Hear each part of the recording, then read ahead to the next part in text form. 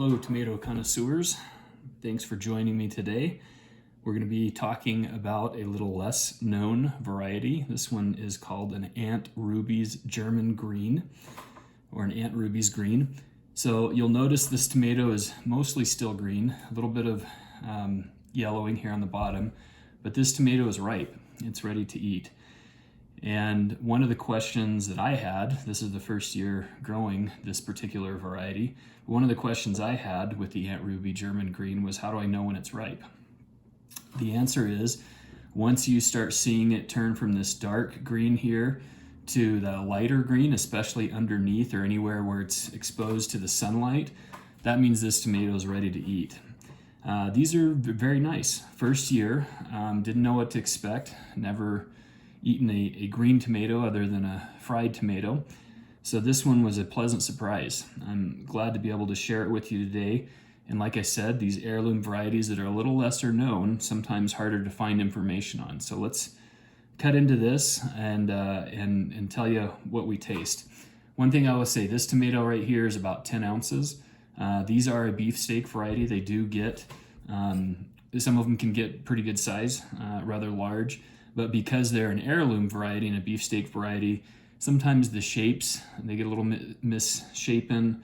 Sometimes you get a little what's called cat facing on the bottom of them. But this one is a nice example, so I thought I'd share it with you. So let's cut in and share what this Aunt Ruby's German Green tastes like.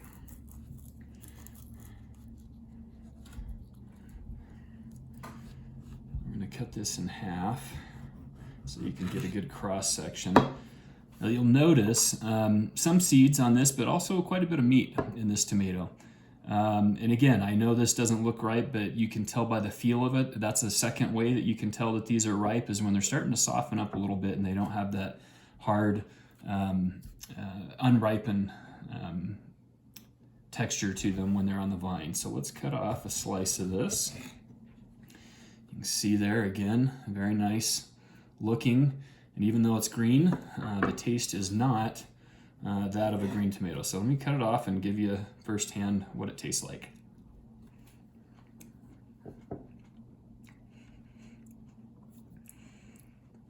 So the way I would describe this has a little bit of a zesty flavor to it, a little bit like a yellow tomato that's one of my favorites that's called an Asoichka, a German heirloom. Different than an Asoichka because it does have a little bit of a peppery flavor to it, unlike the Asoichka, which is more of a fruity, and we'll do that one on another one. A very nice flavored tomato. These are great in salads. They are great on sandwiches. But the thing that kind of makes them nice for salads, if you're looking for a little color variety, heirloom tomatoes are great for that, especially ones that are a little different color.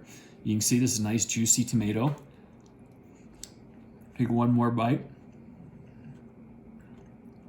I'll just tell you, even though 2022 here in Colorado is not a great year for any garden vegetables in general, it was the first year I grew these Aunt Ruby German Greens, and the tomato plant survived a pretty ferocious hailstorm at the end of July. It still produced, and definitely will be trying this one again next year. I don't have a good productivity rating on it just because I don't want to count this year against it, but very tasty one that if you haven't tried it, I would recommend it. I like these Aunt Ruby German Greens. Thank you for joining today. Any comments, please leave them in the comments field. Happy to answer any additional questions that I didn't cover.